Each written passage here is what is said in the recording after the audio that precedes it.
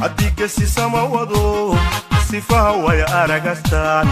سويالك كموقودا وعن إنا تهي والله صحي لا صحي إنا تهي والله صحي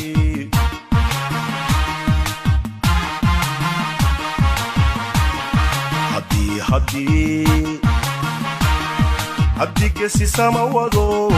صفها ويا أرقستان سويالك كموقودا وعن إنا تهي والله صحي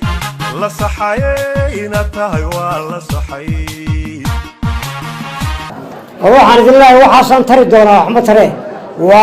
waxaasan taray baa ka wanaagsan marka waxaan idin hambalyeeynaya salaan kashkiya laabta ka soo boqo gaar ahaan